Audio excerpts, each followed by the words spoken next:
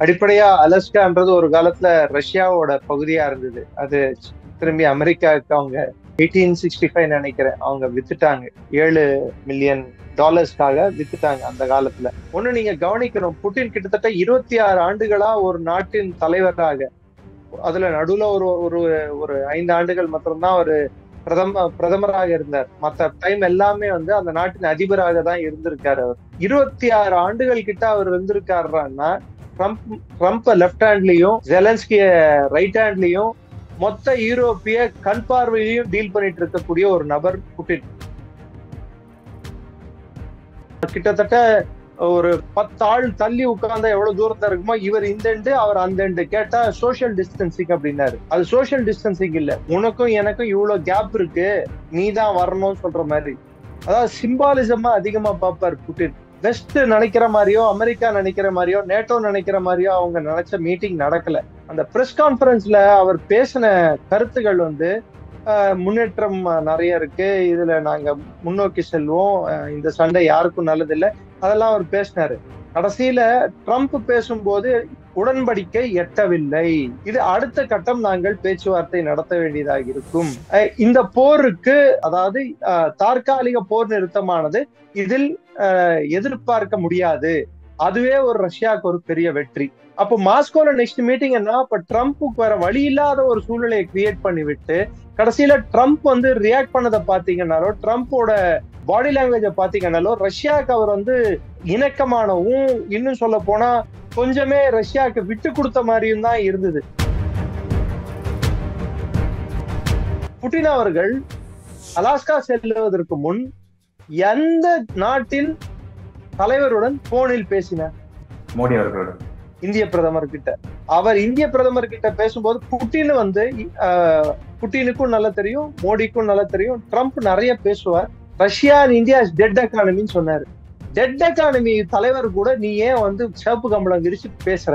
பிரதமரின் அந்த இதுலயும் அவர் என்ன சொல்லியிருப்பாருன்னா, இந்த போர் எவ்வளவு விரைவில் முடிவுக்கு வருகிறதோ அவ்வளவு நல்லது உலக அமைதிக்கு அப்படின்னு சொல்லியிருக்காரு.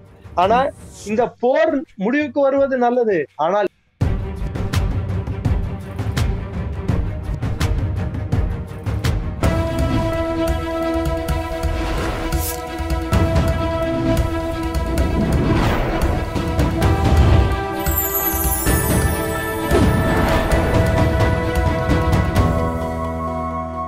சேனல் 5 தமிழர்களுக்கு வணக்கம்.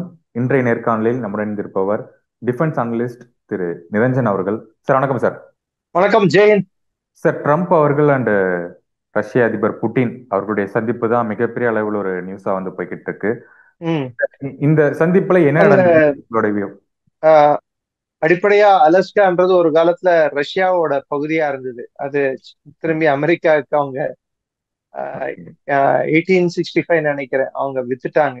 $7 மில்லியன் வித்துட்டாங்க அந்த காலத்துல. சோ அந்த இடத்துல அது வந்து அலாஸ்கான்றது கனடா பக்கத்துல இருக்கக்கூடிய ஒரு அமெரிக்காவோட நிலப்பகுதி. அலாஸ்கால இருந்து ரஷ்யா ரொம்ப கிட்ட. அங்க சோ அதுல அந்த இடத்துல இந்த மீட்டிங் நடந்தது வந்து ஸ்ட்ரெய்ட்ஸ் ஆஃப் பேரிங் அப்படின்வாங்க. அந்த ஸ்ட்ரெய்ட்ஸ் ஆஃப் பேரிங் தான் ரஷ்யாவோட டைம் லைனையும் அமெரிக்காவோட டைம் லைனையும் மாத்தோம். சோ கிட்டத்தட்ட அங்க இருந்து இங்க வந்தா ஒரு நாள் தள்ளி போயிடும், அதாவது முன்ன போயிடுவீங்க நீங்க. சோ அந்த சந்திப்பானது அங்க வச்சதுக்கு பல்வேறு காரணங்கள்ல ஒரு காரணம், அலாஸ்கால வந்து ஒரு காலத்துல உலகப்போர் நடக்கும்போது, 2ஆம் உலகப்போர், அங்க பல ரஷ்ய விமானப்படை வீரர்கள் அவங்க அங்க உயிர் தியாகம் செஞ்சிருக்காங்க. அந்த சூழ்நிலையில அங்க வந்து அவங்களுக்காக கல்லறைகளும் இருக்கு. அதுக்கு வரதுக்கு முன்னாடி மெக்டாக் அப்படின்னு சொல்லிட்டு அந்த இடத்துக்கும் போயிட்டு தான் புட்டின் வந்து ரஷ்ய ஜனாதிபதி புட்டின் அவர்கள் இங்க வந்தார் அலாஸ்காக்கு.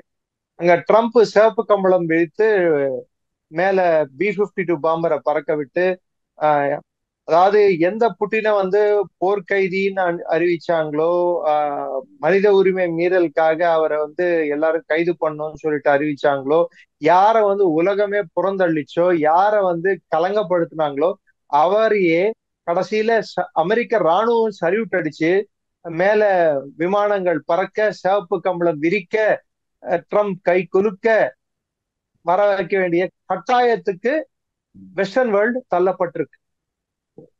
அதாவது வெஸ்டர்ன் வேர்ல்டு வந்து இன்னைக்கு அவங்களுக்கு இருக்கக்கூடிய மிகப்பெரிய பிரச்சனை வயிற்று வலின்னு சொல்ல போனா ரஷ்யாவை எப்படி கையாளணும்னு சொல்லிட்டு அவங்களால புரியல, தெரியல.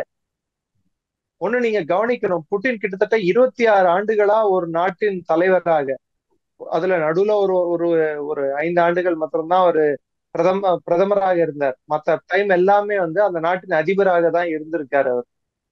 சோ 26 ஆண்டுகள் கிட்ட அவர் இருந்திருக்காருன்னா ட்ரம்ப் ட்ரம்ப் லெப்ட் ஹேண்ட்லயும் ஜெலன்ஸ்கிய ரைட் ஹேண்ட்லயும் மொத்த யூரோப்பிய கண் பார்வையிலையும் டீல் பண்ணிட்டு இருக்கக்கூடிய ஒரு நபர் புட்டின்.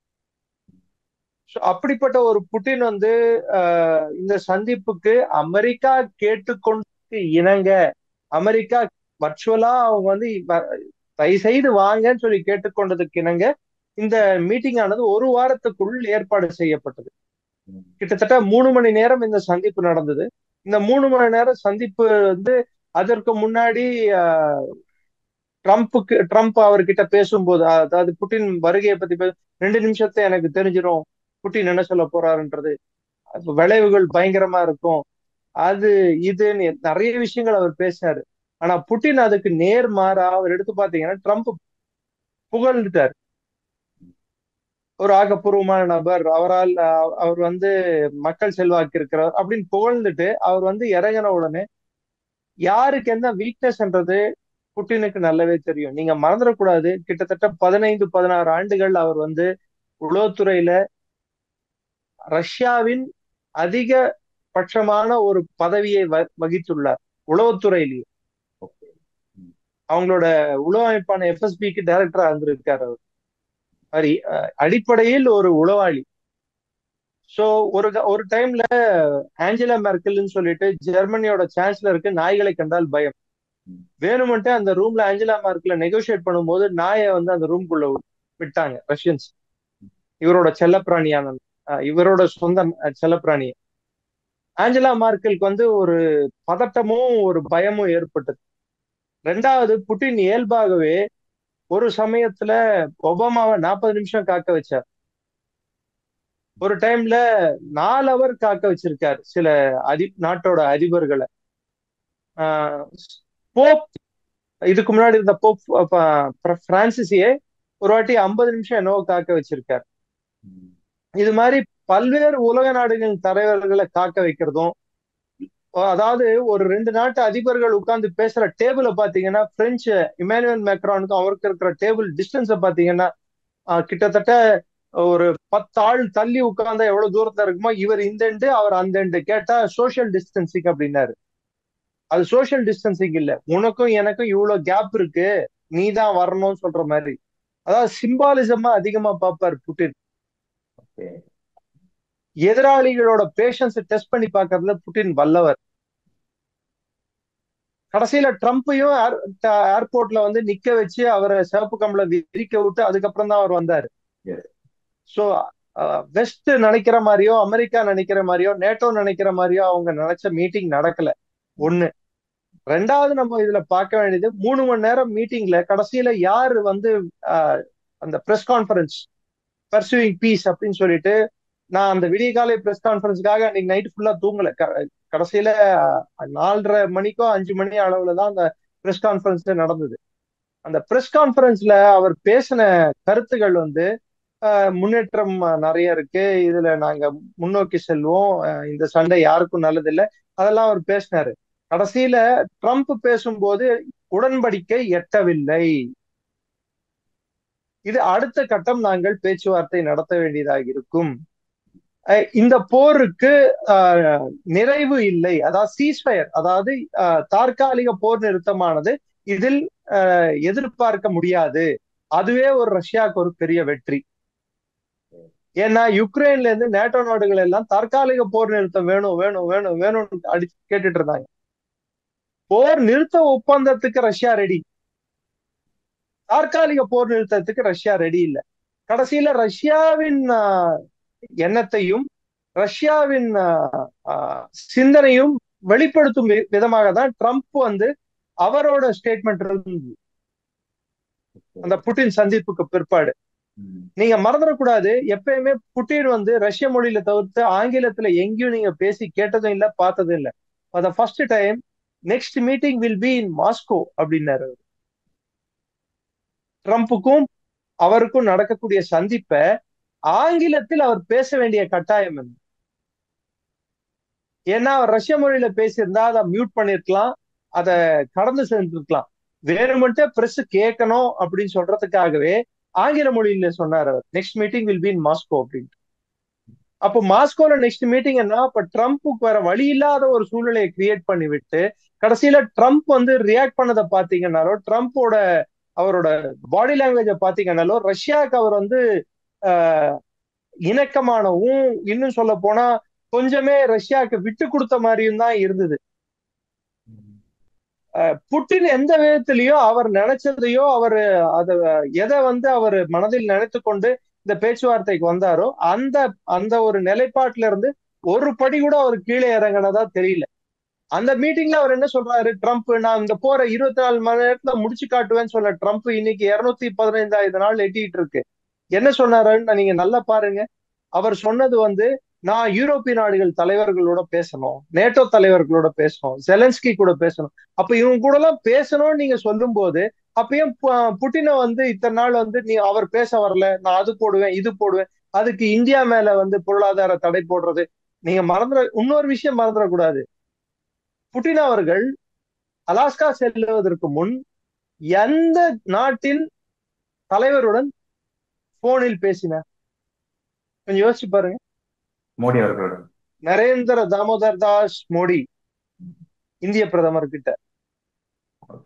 அவர் இந்திய பிரதமர் கிட்ட பேசும்போது புட்டின் வந்து புட்டினுக்கும் நல்லா தெரியும், மோடிக்கும் நல்லா தெரியும், ட்ரம்ப் நிறைய பேசுவார், நிறைய வார்த்தைகளை விடுவார். ஒரு நாட்டின் தலைவராக அவர் சில பேச்சும் அவர் நடவடிக்கையும் வந்து அவர் செயலுக்கும் பேச்சுக்கும் சம்பந்தமே இல்லாத வண்ணம் இருக்கும். ரஷ்யா அண்ட் இந்தியா டெட் எக்கானமின்னு சொன்னாரு. டெட் எக்கானமி தலைவர் கூட நீ ஏன் வந்து சிவப்பு கம்பளம் விரிச்சு பேசுற? That shows who is weak. யார் கை ஓங்கி இருக்கு, யார் கை இறங்கி இருக்குன்றது அவர் உலகத்துக்கு இது காட்டுது. அவர் வந்து போறதுக்கு முன்னாடியும் பேசினார் புட்டின் நம்ம இந்திய பிரதமருடன். வந்த பிற்பாடு, அந்த மீட்டிங் முடிந்து வந்த பிற்பாடும் அவர் பேசினார். நானும் அந்த இந்தியா வந்து ட்வீட் வந்து பார்த்திருந்தோம். என்ன சொல்லியிருந்தாருன்னா, புட்டின் அவர்கள் வந்து என்கிட்ட பேசியிருந்தாரு, மை டியர் ஃப்ரெண்ட் அப்படின்னு மென்ஷன் பண்ணிட்டு அங்க பேசின இன்சைட்ஸ் எல்லாமே சொன்னீங்க அப்படிங்கிற மாதிரி சொன்னாரு. என்ன இன்சைட்ஸ் எல்லாம் சொல்லியிருக்காரு தகவல்? குறிப்பிட்டு அவர் வந்து போர் நிறுத்தம் எப்படி வரக்கூடும், அமெரிக்காவோட நிலை எப்படி இருக்கிறது, நேட்டோவின் நிலை எப்படி இருக்கிறது, ரஷ்யா என்ன எதிர்பார்க்கிறது, அவர்களின் தரப்பை எப்படி அவர்கள் வைத்துள்ளார்கள், குறிப்பிட்டு இந்தியா போன்ற நாடுகள், ரஷ்யாவின் இணக்கமாக உறவு கொண்ட நாடுகளை அமெரிக்கா வந்து வேணுமென்றே ஒரு அவர்கள் மீது பொருளாதார தாக்குதலை தொடுப்பதை புட்டின் எப்படி அணுகி இருப்பார் பேச்சுவார்த்தை, இதை எல்லாத்தையும் பத்தி பிரதமரிடம் அவர் பேசி இருப்பார். அது அபிஷியலா நம்மளுக்கு வந்து அவங்க ஸ்டேட்மெண்டா கொடுக்கணும்னு அவசியம் இல்லை. மையக்கருத்து என்னடான்னா, பேச்சுவார்த்தை சுமூகமாக முடிந்தது, நமக்கு சாதகமாக இருந்ததுன்றதுதான் அதனோட கருத்து. பிரதமரின் அந்த இதுலயும் அவர் என்ன சொல்லியிருப்பாருன்னா, இந்த போர் எவ்வளவு விரைவில் முடிவுக்கு வருகிறதோ அவ்வளவு நல்லது உலக அமைதிக்கு அப்படின்னு சொல்லியிருக்காரு. ஆனா இந்த போர் முடிவுக்கு வருவது நல்லது, ஆனால் யார் பக்கம், யாரின் அதாவது கை ஓங்கி இந்த போர் முடிய வேண்டும். ஜப்ரிஷியா, டான்பாஸ், கிரிமியா போன்ற ரஷ்யா எந்த பகுதிகளெல்லாம் அவர்கள் பகுதிகளாக அவர்கள் சொல்கிறார்களோ அந்த பகுதிகள் எல்லாம் யுக்ரைன் விட்டு கொடுக்க வேண்டும் என்பதை தான் இந்த அலாஸ்கா மீட்டிங் வற்புறுத்தியது. அதையும் ட்ரம்ப் வழிமுறிந்தார். ட்ரம்ப் அதில் வேறுபடவில்லை. ஜெலன்ஸ்கி கிட்டே அதான் சொன்னார், முதல்ல விட்டு கொடுக்கறதுக்கு பாருன்னு சொல்லிட்டு. சோ அந்த மீட்டிங் ஒரு பக்கம் முடிந்தாலும் அடுத்த கட்ட மீட்டிங் வந்து நேற்று முந்தானேத்து நடந்தது நேட்டோ தலைவர்களுடன். அதுல சில மைய கருத்துகள், 3 கருத்துகள் மைய கருத்துக்களா நான் பாக்குறேன். முதல் கருத்துன்றது வந்து புட்டின் ஜெலன்ஸ்கி சம்மிட் மீட்டிங், அதாவது 2 நாட்டு அதிபர்களுக்கு இடையே ஒரு உச்சகட்ட பேச்சுவார்த்தையானது நடக்கக்கூடும். அது 2 வாரங்களுக்குள் நடக்கக்கூடும். இதை யார் வந்து தெரிவிக்கிறாங்கடான்னா ட்ரம்ப்பும் தெரிவிக்கிறார். அதை தவிர்த்து இமானுவேல் மேக்ரான், யூகேவோட அதிபர் கீர் ஸ்டேமர், ஜெர்மனியோட சான்சலர் மெர்ஸ், அவரு, உர்சுலா வேண்டர்லைன், அதாவது யூரோப்பியன் யூனியனோட தலைவர், நேட்டோவோட தலைவர், பின்லாண்டோட ஜனாதிபதி, இவங்க எல்லாம் வந்து அதே மாதிரி இட்டாலியோட மெலோனி, ஜார்ஜியா மெலோனி, அவர்களும் வந்து ஜெலன்ஸ்கிக்கு துணையாக, நம்ம லோக்கல் இதுல சொல்லணும்னா முட்டு கொடுக்கும் விதமாக அவருக்கு கையோடு கை கோத்து ட்ரம்ப்பை சந்திக்க. ஏன்னா போன வாட்டி ட்ரம்ப் கூட நடந்த சந்திப்புல வந்து ஜெலன்ஸ்கி என்ன ஆனாருன்னு சொல்லிட்டு உலகமே பார்த்துச்சு. ஒயிட் ஹவுஸ் விட்டு துரத்தி அடிக்காத வண்ணம் அவர் துரத்தி அடிக்கப்பட்டார், கழுத்தை பிடிச்சி வெளியே தள்ள. But virtually that was what happen. அந்த மாதிரி ஒரு சூழ்நிலை வரக்கூடாதுன்னு சொல்றதுக்காக இந்த வாட்டி இத்தனை ஐரோப்பிய நாடு தலைவர்களும் சென்றிருந்தனர். அந்த மீட்டிங்கின் முடிவில் ஒயிட் ஹவுஸோட மீட்டிங் நடந்துட்டு இருக்கும் போது இத்தனை அதிபர்கள் கூட ட்ரம்ப் என்னவோ ஒரு கிளாஸ் டீச்சர் மாதிரியும் மற்றவர்கள் எல்லாம் அவர்கள் மாணவர்கள் மாதிரியும் எதிர்பக்கம் சேர்ல உட்காந்துக்கிட்டு, ட்ரம்ப் அந்த பக்கம் சேர்ல உட்காந்துட்டு யுக்ரைனோட மேப்பை வந்து பக்கத்துல போட்டு வச்சுக்கிட்டு அவர் வந்து இதெல்லாம் நீ கொடுக்கணும், அதெல்லாம் நீ கொடுக்கணும் அப்படின்னு சொல்லிட்டு அவரு சொல்லிட்டு இருந்தாரு. இத புட்டின் பார்க்கும்போது அவருக்கு எப்படி தோணும்? So at the end of the day you have to deal with Russia, you have no other go. ரஷ்யாவிடம் அவர்களை அணுகி அவர்களிடம் ஒப்பந்தத்தை நாடுவது யூரோப்புக்கு தேவை, நேட்டோவுக்கு தேவை, அமெரிக்காவுக்கு தேவை. இது முதல் டேக்அவே. சோ ஃபர்ஸ்ட் டேக்அவே என்னடான்னா, புட்டின் ஜெலன்ஸ்கி சந்திப்பானது கூடிய விரைவில் 2 வாரங்களுக்குள் நடக்கக்கூடும். ஹங்கேரியின் தலைநகர். புட்டின் அவர்களும் ஜெலன்ஸ்கி அவர்களும் சந்திப்புக்கான வாய்ப்புகள் இருக்கா? இருக்கிறதா தகவல் இருக்கு, வாய்ப்புகள் இருக்குமா? ஆமா, வாய்ப்புகள் 2 வாரத்துக்குள்ள சந்திப்பதற்கான வாய்ப்புகள் இருக்குன்னு ஜெர்மன் சான்சலர் சொல்லியிருக்காரு, ட்ரம்ப்பும் சொல்லியிருக்காரு. இது சந்திப்பானது புடாபெஸ்ட், ஹங்கேரியில் நடக்கக்கூடும் என்பது தகவல். கடைசி நேரத்தில் மாற்றங்கள் ஏற்படலாம். அதுக்கப்புறம் புட்டின் கூட அவர் வந்து விட்கோ அப்படின்னு சொல்லிட்டு ட்ரம்பின் மிக நெருங்கிய நண்பர், அவரை வச்சுதான் புட்டின் கிட்ட பேச்சுவார்த்தை நடந்துட்டு இருக்கு. ட்ரம்போட நெருங்கிய நம்பரான விட்கோ வந்து ஸ்பெஷல் ரெப்ரசன்டேட்டிவா போயிட்டு இருக்காரு. ட்ரம்பின் அதிகாரப்பூர்வமான ஒரு தூதராக புட்டினிடம் செய்திகளை எடுத்து சேர்ப்பதும், புட்டின் சொல்லும் செய்திகளை ட்ரம்பிடம் சேர்ப்பதும் விட்காவ் தான் செய்து கொண்டிருக்கிறார். அந்த அந்த விஷயத்திலையும் அவங்க புட்டின் வந்து இதற்கு நான் எடுத்துக்கொண்ட முயற்சிக்கு இணங்கி செயல்படுவார் என்று நினைக்கிறேன் அப்படின்ட்டு ட்ரம்ப் சொல்லியிருக்காரு. இதுல வேற ட்ரம்ப், நான் வந்த பிற்பாடு 6 போர்களை முடித்துள்ளேன், 31 ஆண்டுகள் நடந்த போரை நான் முடிவுக்கு கொண்டு வந்துள்ளேன், நான் திரும்பி இன்னொரு போரை நான் இங்கே, அதாவது அர்மேனியா அசர்பைஜான் போரை முடிவு கொண்டு வந்தேன், காங்கோ கிரைசிஸ் முடிவு கொண்டு வந்தேன் அப்படின்னு சொல்லிட்டு பல்வேறு விஷயங்களை அவர் முடிவுக்கு கொண்டு வந்ததாகவும் இதையும் அவர் முடிவுக்கு கொண்டு வருவார் என்றும் அவர் சொல்லி இருக்கிறார்.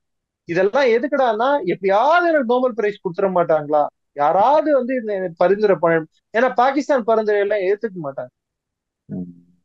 சப்போஸ் மோடியோ இல்ல நாளைக்கு புட்டினோ வந்து சரி பணம் போட்டு கொடுத்துடலாம் ட்ரம்ப்புக்கு அப்படின்னு அவங்க நினைச்சாங்கடான்னா கன்ஃபார்மா கொடுப்பாங்க. சொன்னா கொடுக்க மாட்டாங்க. ரெண்டாவது, இந்த மொத்த பிரச்சனையில இந்தியா ஒரு உலக அங்கீகாரம் பெற்ற ஒரு நாடாக, உலக அங்கீகாரம்னா இது மாதிரி குளோபல் டேபிள்ல ஒரு உலக பிரச்சனை வரும்போது நம் பேச்சை கேட்கும் வண்ணம் இந்தியாவின் செல்வாக்கு உயர்ந்துள்ளது. இத வெளிப்படையா திட்டவட்டமா, ஏன்னா ஜெலன்ஸ்கியும் நம் பிரதமரிடம் பேசினாரு புட்டின் சந்திப்புக்கு முன்னாடி, புட்டின் ட்ரம்ப் சந்திப்புக்கு, அலாஸ்காவில் நடக்கும் சந்திப்புக்கு முன்னாடி ஜெலன்ஸ்கியும் பேசினாரு. ஜெலன்ஸ்கி தனது கருத்துக்களை எடுத்து வைத்தார், அதற்கும் மோடி ட்வீட் போட்டிருந்தாரு. சோ 2 நாடுகளின் சண்டை போடும் அதிபர்கள், புட்டின் நமது இணக்கமான, ரஷ்யா வந்து இணக்கமான ஒரு நாடு, புட்டினுக்கும் மோடிக்கும் இருக்கக்கூடிய, திரு மோடி அவர்களுக்கும் இருக்கக்கூடிய நட்பு உலகம் அறிந்த உண்மை. அவங்க ரெண்டு பேரும் என்ன பேசிக்கிட்டாங்கன்றத அப்புறம் பக்கத்துல வச்சா கூட ஜெலன்ஸ்கியும் இந்திய பிரதமரை கிட்ட பேசினாதான் ஒர்க் அவுட் ஆகும். ஏன்னா புட்டின் மீது ஒரு அளவுக்கு ஒரு அழுத்தமோ இல்லை அவர் சொல்லை கேட்கும் ஒரு வண்ணம் ஒரு தலைவர் இருக்கிறார் என்றால் அது நரேந்திர மோடி அவர்கள் தான் என்று உலகத்துக்கு புரிந்துள்ளது. Yes. இங்க இருக்கும் உள்ளூர்வாசிகளுக்கு புரியவில்லை. அதுதான் கவலை அளிக்கிறது. இந்த டெரிட்டோரியல் டிஸ்பியூட்ஸ், அதாவது இந்த ஜப்ரீஷியா பிளஸ் டான்பாஸ், கிரைமியா, இந்த பகுதிகளை ரஷ்யா வந்து எதெல்லாம் அவர்களின் இடமாக அவர்கள் சொல்கிறார்களோ, எதையெல்லாம் அவர்கள் கையிருப்பில் அவர்கள் கட்டுப்பாட்டில் வைத்துள்ளார்களோ, இதை பற்றி முடிவு என்பது புட்டினும் ஜெலன்ஸ்கி அவர்களும் தான் எடுக்க வேண்டும். நாங்கள் பேசி முடிவெடுத்துக் கொள்கிறோம், இதற்கு அமெரிக்காவுக்கோ நேட்டோவுக்கோ இதில் நேரடியாக பங்கு இல்லை என்று ஒரு ஜெலன்ஸ்கியும் தெரிவித்துள்ளார். அடுத்த மீட்டிங்ல இந்த பகுதிகளை என்ன செய்வது, இந்த பகுதிகளை ரஷ்யாவுக்கு விட்டு கொடுப்பதா, விட்டு கொடுத்தே ஆக வேண்டும் என்ற கட்டாயம் வந்தால் அது எப்படி நடக்கும், எதற்குள் நடக்கும்? ஏனால் போர் முடிவுக்கு இந்த 3 பகுதிகள் முக்கியமானவை. சோ அது நம்மளுக்கு தெரிய வரும்.